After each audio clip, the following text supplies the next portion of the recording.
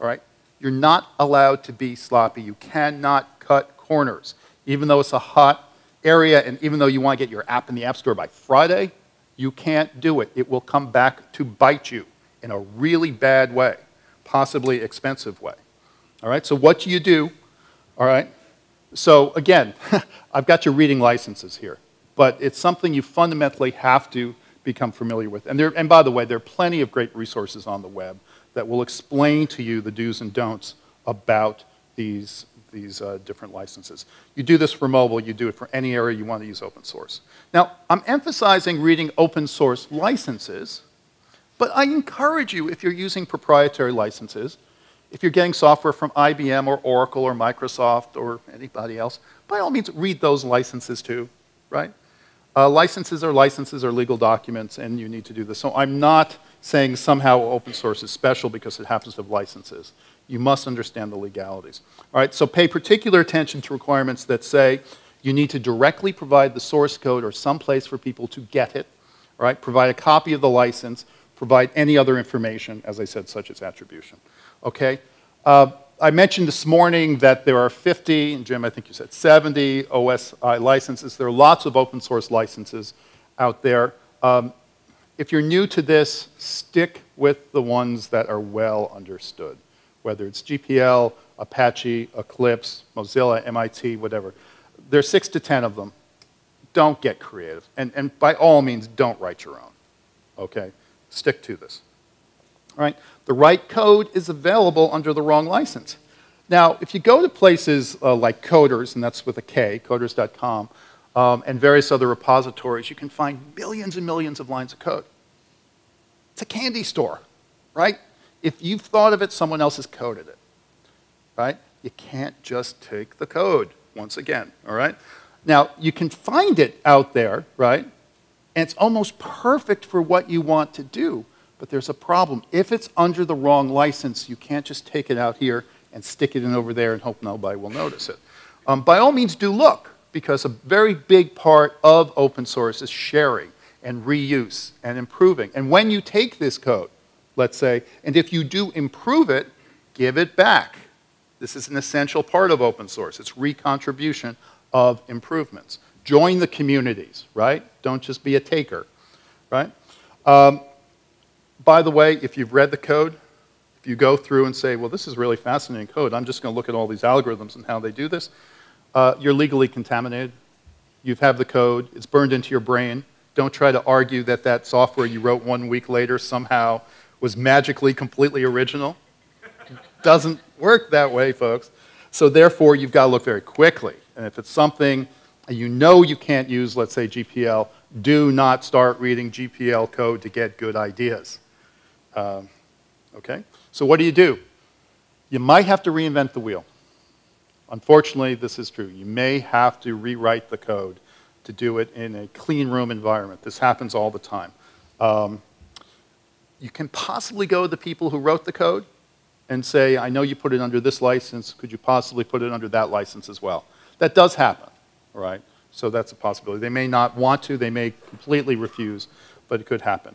Another way of doing this is, I suppose it's a variation on reinventing the wheel.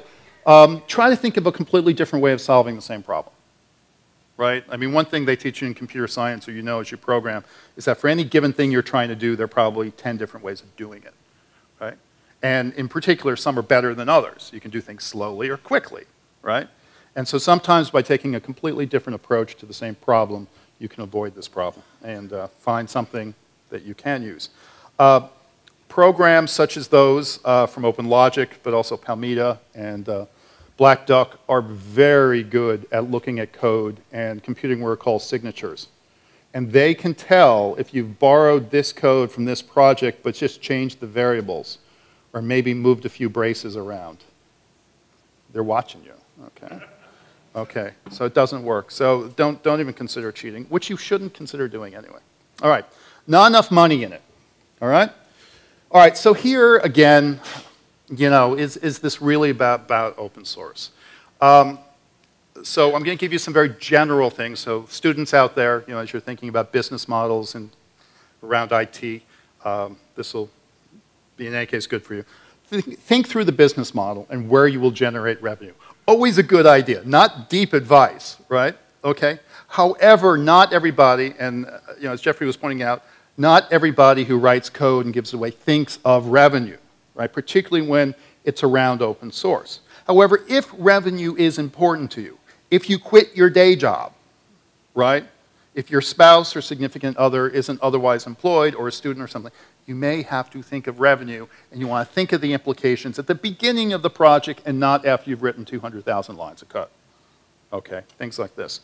Now, the interesting things about for fee, so apps that you pay for, is that they seem to be driven down to a price point of about 99 cents. The average price on the App Store, if I'm remembering correctly, for iPhone apps is about $1.57.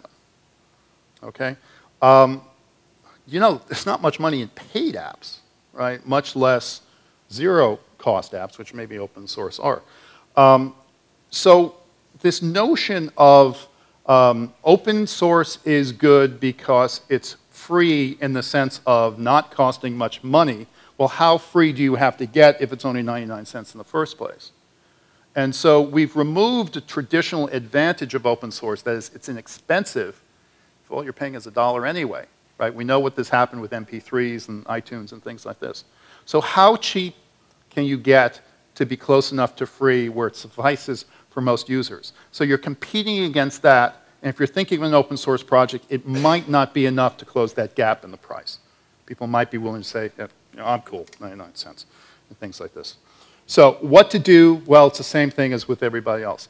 If there's no acquisition cost, that is, if people aren't paying to get it in the first place, and you want revenue, you've got to think of other places that will come to it. Now, this 99 cents app, people probably aren't paying $400 a year for support, right? Kind of the way it works. So you've got to think about things like for-fee content or online services and other things that are more remote in the back end. That is, they're not paying for the app, they're paying for something that the app is a front end for, right? Things like this. Use licenses, right, that allow you to charge for your apps if revenue is important to you. But most of all, don't forget some of the, one of the very important things about open source, which is that other people have done a lot of work. I used this term elegant this morning. People have worked on a lot of the core issues and created extremely good, fast, and secure code. If you're working on, let's say, a mobile app for a hospital, do you want to reinvent all the low-level infrastructure code, right? Do you want to spend all your time doing that? Or do you want to spend all your development time at the higher end? That is the part that has something to do with being a mobile app for a hospital and healthcare, right? And so take advantage of open source in this area, right, to speed your time to market. And that's where it's important, right? So build on the work that others have done and have shared, right? And then come in on top. And so that's, I think, a good lesson. And then once again, contribute back, right? Don't forget this. And the final landmine here is getting heard among the noise of thousands of other app developers. There are a lot out there. There was a report that came out in February from a company called Distimo from the Netherlands. At that time, the Apple App Store had 314,644 apps. That's a lot of apps, almost, right? Almost 1/3 of a million different applications. In the App Store, 35% of them were free, 65% were for fee. A lot of those are, here's the baby version, pay a little bit more for the other one. Now, interestingly enough, with Android, and there was a little bit more than half as many Android apps, the ratios were reversed. I couldn't tell exactly, but roughly speaking, it was about 2/3 free. So certainly looking at the Android market, right, and what it's based on, right, fundamentally the Apache license, you would certainly argue that open source has made significant headway there. But if I'm looking at the Apple App Store and probably thinking GPL, I would say almost not. Mobile creates a great opportunity for one or two developers to get some code, put it in a marketplace, and have lots of people using it. You can avoid the middleman, right, so to speak. Right? You don't have to have the big offices and things like this. You don't have to have lots of salespeople and so forth. that's good. So if even if it's selling for 99 cents, you're getting 69 cents of that after, let's say, Apple takes its share. But with these 1/3 of a million apps out there, whoever is even going to find out that you exist, right? So here's a shocker for some people who do development, or particularly open source development. You're going to have to put marketing on your hat. Because, just because you build it, they will not come and download it. Right? So, that may go up against what you think an open source developer might do. But don't limit this thought of open source to just the code. All right? And this point was made a couple times earlier today as well. There are other things that volunteers can do, things that they are probably very good at. You might be the most fantastic coder in the world, and you don't have a good sense of user interface, right? Or how things should go together, color schemes, documentation. Yet you may be able to find people to contribute to your project.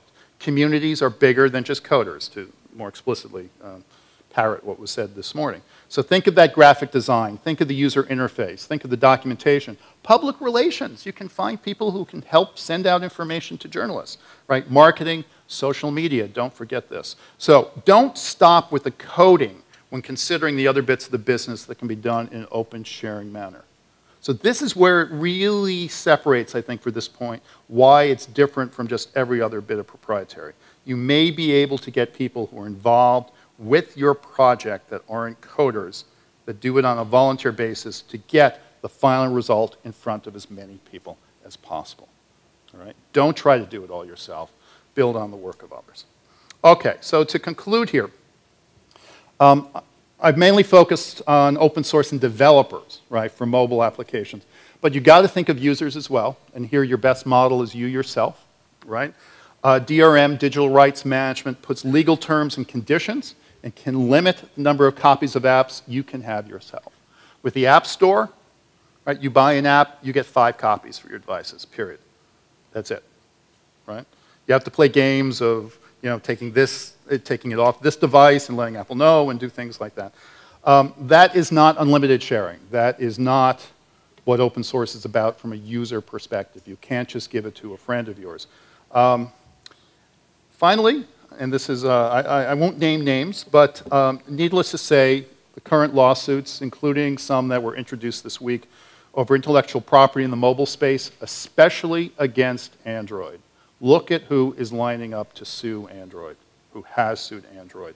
Look at what they do, not what they say. Look at what they look at whom they sue, right? Not what they say about open source. It's really too early to tell what's going to happen here, because a lot of these are very big parties. There can always be settlements. There can be all sorts of, what are people really after? Are they after the money?